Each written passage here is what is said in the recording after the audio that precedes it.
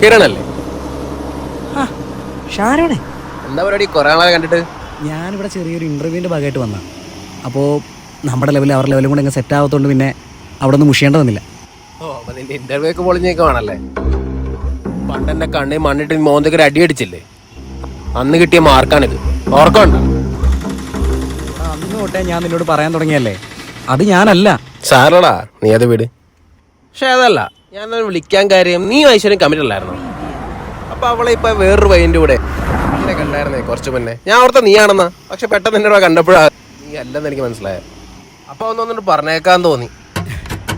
എൻ്റെ പൊന്നു ഷാരോണേ, പണ്ട് സ്കൂൾ തൊട്ടേ നിനക്കുള്ള ഒരു ഒരു ചൊറിച്ചിലില്ലേ, അതവിടെ ഇരിക്കട്ടെ. ഞാനും അവളും നല്ല ഹാപ്പി ആയിട്ട് സെറ്റായിട്ട് പോകുന്നുണ്ട്. അത് പണ്ടേ നിൻ്റെ ഉള്ളിൽ കിടന്ന് കത്തുന്നുണ്ടെന്ന് എനിക്ക് നന്നായിട്ട് അറിയാം. പിന്നെ നിൻ്റെ പണ്ടത്തെ സ്വഭാവമൊക്കെ മാറിയെന്ന് ഓർത്താണ് നീ വന്ന് സംസാരിച്ചപ്പോൾ ഞാൻ നിന്നോട് തിരിച്ച് സംസാരിച്ചത്. പിന്നെ നിൻ്റെ ഈ കുത്തിത്തിരിപ്പ് നാടകമൊക്കെ ഇല്ലേ, അത് വേറെ വല്ലവരുടെ അടുത്ത് വെച്ച് മതി, എന്നോട് വേണ്ട. കോപ്പ, എനിക്ക് ഇതിനോട് കള്ളം പറയേണ്ട കാര്യമൊന്നുമില്ല. ഞാൻ കണ്ടൊരു കാര്യം നിന്നോടൊന്ന് പറഞ്ഞതേ ഉള്ളൂ. പിന്നെ നീ പറഞ്ഞത് ശരിയാ, പണ്ട് സ്കൂളിൽ തൊട്ട് എല്ലാവർക്കും നിന്നെ മതിയായിരുന്നല്ല.